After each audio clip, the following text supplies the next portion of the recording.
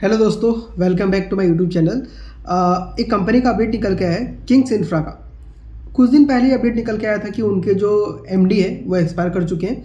But उसके बाद फिर कंपनी में लगभग 20% का आपको डाउनफॉल देखने मिला। और ये नॉर्मल सी बात है, क्योंकि किसी भी कंपनी का हेड अगर ऐसा कुछ अनफॉर्चुनेट इवेंट होता है तो कंपनी का डायरेक्शन लेस होना बहुत मामूली सी बात है। कई बार ऐसा देखा गया है। तो इसकी वजह से लोगों ने पैनिक में आके शेयर को पूरा बेच दिया, जो कि मेरे ख्याल से जिन्होंने किया होगा सोच समझ कर सही किया होगा।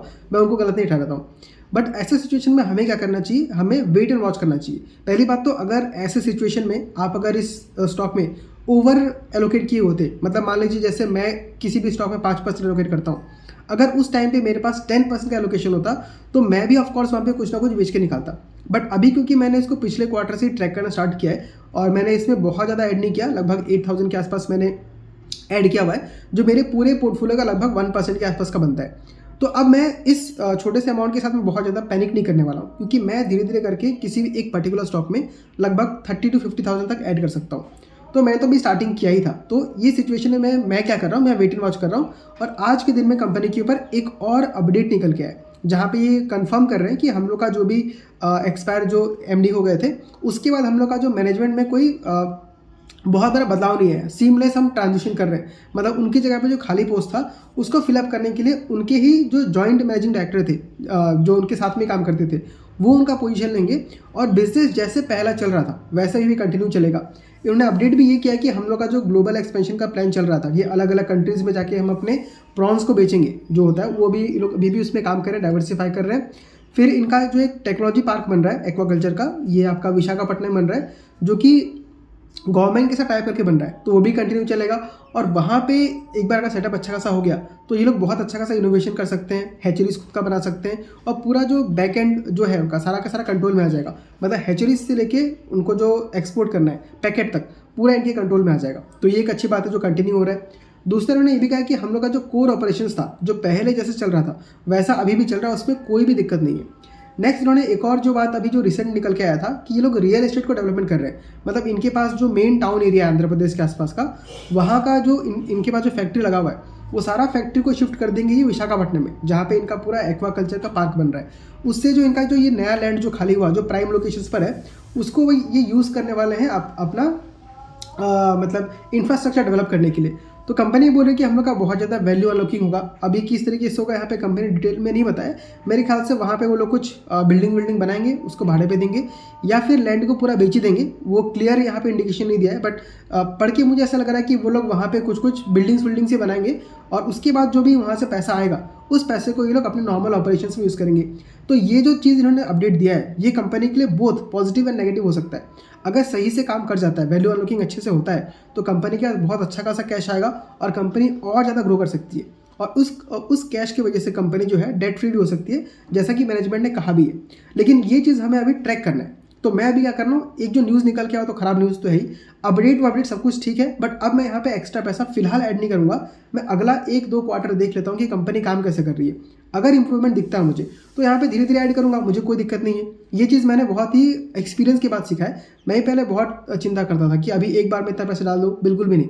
आपको कंपनी अगर 1 रुपये से 10 रुपये होता है, 10 गुना होता है, तो एक ही दिन में नहीं हो जाएगा, उसको होने में टाइम लगेगा, कम से कम 1 साल, 2 साल, 3 साल, 4 साल, 5 साल लगेगा। तो उन 5 सालों के बीच में आप अगर सही समय पर आप ऐड करते रहेंगे, तो आपका ठीक है, आपका 10 गुना नहीं हुआ, आपका कैपिटल जो है 5 गुना हो गया, 4 गुना हो गया।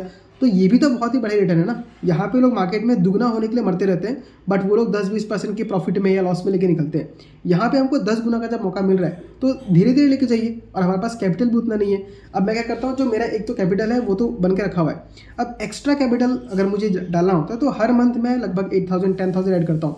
तो बहुत ज़्यादा मैं ऐड नहीं कर सकता। या तो मैं जो मेरे पास ऑलरेडी जो स्टॉक्स है उनमें जो खराब कर रहा है उसको निकाल के मैं दूसरे में डाल सकता हूँ, या अगर मेरे जो स्टॉक्स ऑलरेडी अच्छा कर रहे हैं और मुझे एक और अच्छा अपॉर्चुनिटी मिल रहा है और मैं पहले वाले में से नहीं बेच सकता, तो मैं क्या करता हूँ, जो मेरा मंथली इनकम आता है उसमें से कुछ अमाउंट निकाल के मैं डालता हूँ। तो इस तरीके से फॉलो कर सकते हैं। तो किंग्स इंफ्रा के बारे में अगर देखूँ तो कंपनी कुल मिला के ये बोले कि आप लोग चिंता मत कीजिए, हम लोग सब मैनेज कर रहे हैं, बट एज ए इन्वेस्टर मैं अभी इसमें एक्स्ट्रा पैसा फिलहाल ऐड नहीं करना चाहूँगा। अगर सब कुछ ठीक रहता तो मैं इसमें ऐड कर लेता।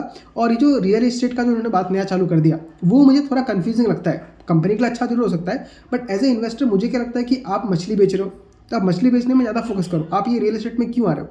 तो मुझे इसका नहीं पता। वैसे कंपनी का नाम भी अगर देखें तो किंग्स इंफ्रास्ट्रक्चर है।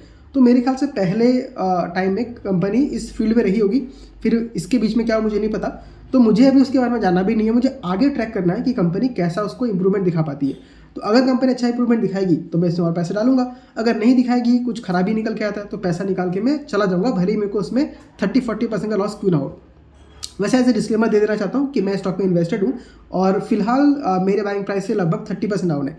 10% तो नॉर्मल डाउन था, 20% गिरा ये उस दिन जहाँ पे इनके एमडी का एक्सपायर होने का न्यूज़ आया।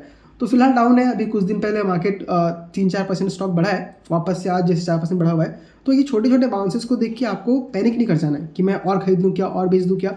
एक सिस्टमेटिक तरीके से चलिए, अपने माइंड को शांत रखिए, क्योंकि आपको किसी एक स्टॉक से पैसे नहीं बनाना है, आपको पूरे पोर्टफोलियो के बेसिस से पैसा बनाना है। अगर मान लीजिए आपका पोर्टफोलियो 10 लाख का है, 5 लाख का, जितना भी है, तो आप चाहते हैं कि मेरा जो रिटर्न है ओवरऑल पोर्टफोलियो पे अच्छा है। ऐसा नहीं होना चाहिए कि आपने एक स्टॉक में आपको 20 गुना कमा लेना है। नहीं, आपको देखना है पोर्टफोलियो लेवल पे। तो एक कंपनी खराब भी करती है तो आपको पता है कि मेरे बाकी कंपनी से भी ठीक काम कर रहे हैं और मैं और इसी कंपनी में पैसे डाल के अपने पैसे को रिस्क पे नहीं डालूंगा। तो ये थॉट प्रोसेस का चलिए। तो ये था छोटा सा वीडियो किंग्स इंफ्रा के बारे में। आई होप आपको अपडेट अच्छा लगा होगा। और अगर आप पैनिक कर रहे हैं तो मेरे ख्याल से आपको पैनिक नहीं करना चाहिए। ऑफकोर्स मैं कोई रिकमेंडेशन तो नहीं दे सकता, आपको डिसीजन खुद ही बनाना है, बट मैं अपने ओपिनियन को शेयर कर रहा हूँ कि मैं फिलहाल पैनिक नहीं कर रहा हूँ। उसका रीज़न भी ये है कि मैंने बहुत ज़्यादा अमाउंट नहीं लगाया है, क्योंकि आपका सिचुएशन अलग हो सकता है। मान लीजिए आपके पोर्टफोलियो में आपने 15-20% इसी स्टॉक में डाल दिया हो, तो ऑफकोर्स कोई पैनिक करेगा, मैं ही पैनिक करूंगा, क्योंकि मेरा एक डिसिप्लिन है कि किसी भी एक स्टॉक में 5-6% के ऊपर एलोकेशन नहीं जाना चाहिए।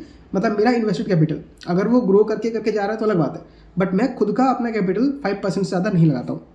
तो इस वीडियो में इतना ही। आई होप आपको इन्फॉर्मेशन अच्छा लगा होगा। अगर अच्छा लगा तो वीडियो को लाइक कीजिए, कमेंट कीजिए और चैनल को सब्सक्राइब कीजिए, क्योंकि मैं अभी कुछ दिनों में या कुछ महीनों में एक सीरीज़ लाने वाला हूँ जहाँ पर मैं फ्री में 1-to-1 पहले 50-60 लोगों को सिखाऊंगा कि मैं खुद कैसे इन्वेस्ट करता हूँ। तो अगर बिगिनर है, आपको डाउट होता है कि मैं स्टॉक्स कैसे सिलेक्ट करूँ, तो मैं पर्सनली सिखाने वाला हूँ, पर्सनल मेंटर करने वाला हूँ।